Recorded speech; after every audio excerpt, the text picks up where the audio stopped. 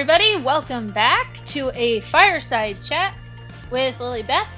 And this week we're gonna branch into some new territory. So for a long time I've been doing Warrior Cats because I think a lot of people are pretty familiar with this fandom. But now I'm gonna do something I've wanted to talk about for a while and want to draw some attention to because it's good. And I'll explain some of the problems. This week is Ninjago, by the way. I'm doing this first because I wanted to do an overview before I tackle one of the characters from the series. So if you don't know, Ninjago is a TV series on Cartoon Network that is just Lego characters and they're little ninjas, and it's cute. It's really cute. I really like the show, and I didn't think I'd like the show when I first watched it. So my brother introduced me to it, and I was like, really?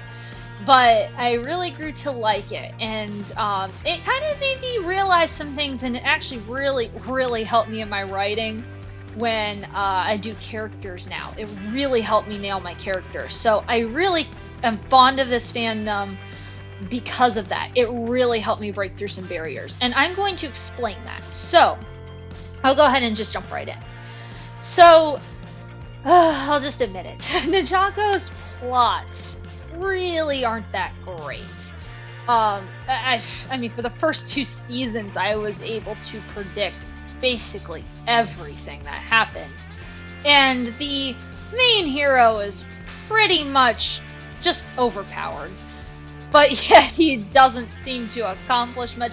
Like, the plots themselves just aren't the best. I would say they get better as you go, but they're still predictable and everything. The villains aren't a surprise or anything like that. By the way, in any of this, if you've watched Ninjago, there's like more seasons out there, but I'm only going to be talking about the first 10 seasons because I feel like they're the ones that are sort of this whole story. I feel like after that, it just becomes something different that doesn't really match everything else. So anyway. That's also another thing I should clarify. But I feel like the plots themselves, like, they get better and better, but still aren't great. Like, with Warrior Cats, Wings of Fire, and Marvel, like, there's themes that are consistent and tied together. Or if it's How to Train Your Dragon, there's tons of parallels. There's none of that in Ninjago. It just doesn't exist. There's usually conflict, it's usually kind of petty, and it usually just doesn't really, it's okay. It's entertaining, sure. But I do really like this fandom, so don't think I hate it. That's just my one thing that I would say is weaker about this. However, the thing that keeps me coming back time and time again is the characters. All the characters. I love the characters. There's not even one I hate at all. Like, they're just wonderfully done. And that in itself is what makes Ninjago successful, I think, in my opinion. Because the characters, no matter what, even if they forget things like 2 seasons after it was like a big deal, the characters themselves stay consistent, except for like Kai and the last 8, 9, and 10 or something. Like, he changed a bit, but other than that, everyone else is still the same. And even then, Kai still could be like just understood that he just got cocky or whatever, more cocky than usual. But anyway, so that's why I really like this. When I do analyses on each of the characters later on, I'll go into more depth, but I wanted everyone to be aware that if you're a writer, an aspiring writer, or even just a regular writer, like, I'm kind of in the middle between them. I have half-finished books, but they've really helped me nail characters and their motives and their personalities and their growth in a way that I think is really, really incredible. So if you just have time, go ahead and watch them because it's really great to watch this. But anyway, what I wanted to do here, because I didn't want to make like my first character corner like 40 minutes while I explain all this, is what I'm going to do is I'm going to run down what I feel like are the main characters for each season, And if you haven't watched Ninjago, you may want to watch them before I talk about all this, because it may not make sense. But if you are a Ninjago fan and you have watched it, then great. And also, when I talk about this, you don't have to agree with me, but this has just helped me set up how I think about the Ninjago characters and how I'm going to have to present them. So these are my ideas. You don't have to agree with me on this. So I noticed that most of the time you can divide the seasons in Ninjago to a character. Usually. Sometimes the characters repeat themselves, and sometimes they don't. Like, Jay really only got one season to himself where he was the star, and so on. So I'm going to break down which seasons I think the characters shown the most in and developed the most in, and break that down. So season 1. Season 1, the kind of the season that I felt like was probably the weakest. Everyone got a chance to shine in that season, but I felt like, just me watching it the first time, I felt like Kai was built up to be the main character. I felt like his arc of, learning not to have to be the main important ninja, the leader, like, I felt like that was important, like, development for him. I felt like it was more climactic, his arc, than Lloyd ended up being. Like, Lloyd was there, Lloyd developed, but I felt more invested in what Kai was going through than Lloyd. So I usually give the first season to Kai. I felt like he was just the starter that was built up to be important, even if he didn't end up being, and even if the last couple episodes really didn't focus on him. I felt like his whole elemental power, finding his true potential, was kind of like the big part of that. But anyway, so that's my opinion, and I'm going to break that down when I get to Kai one day. Season 2 I felt like was Lloyd, obviously. It's like the quote-unquote final battle that isn't the final battle. But, it's like, of those 2 seasons, it's like the final battle.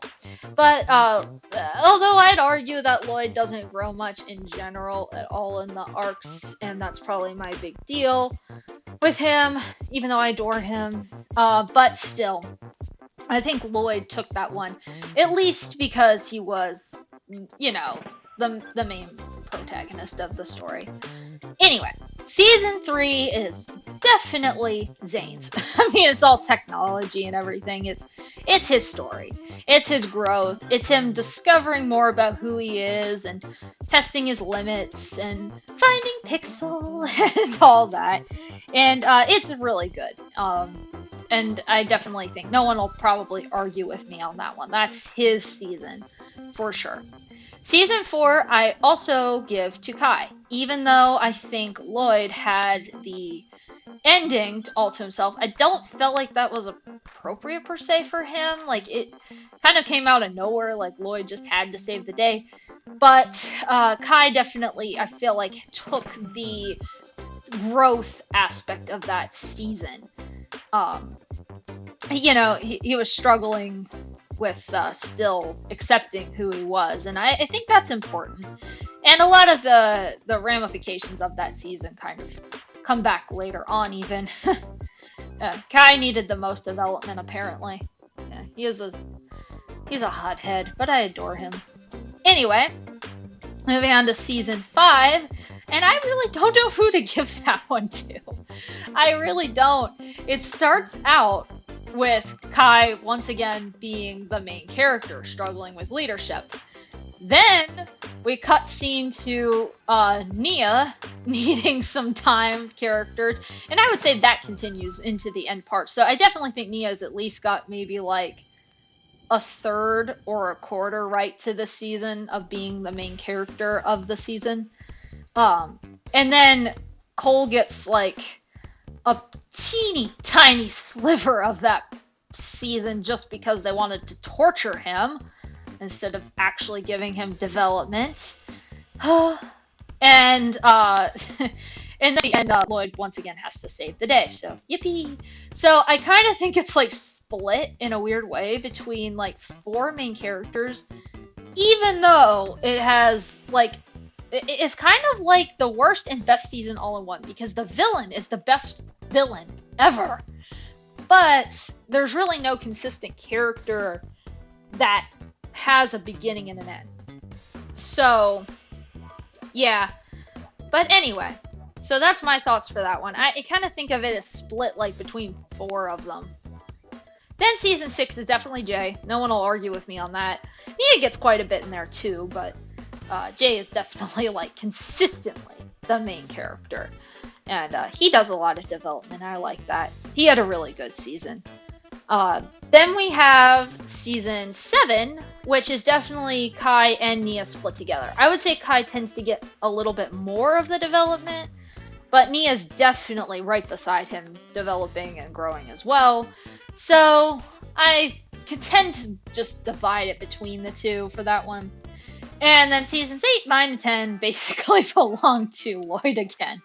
Now, even though a lot of people, I see a lot of mixed reactions on seasons 8, 9, and 10, I actually would argue that those are probably the best written plots and the best consistent growth. Maybe because they don't have to be shoved into just 10 episodes or so. I don't know. But I do think that they accomplish what they set out to do in those seasons, and I think they you know, they're not as good maybe as like the old ones in a nostalgia sort of way, but they do serve their purpose, and I think they're still entertaining and good. And Lloyd ends up being a lot better in those seasons as well.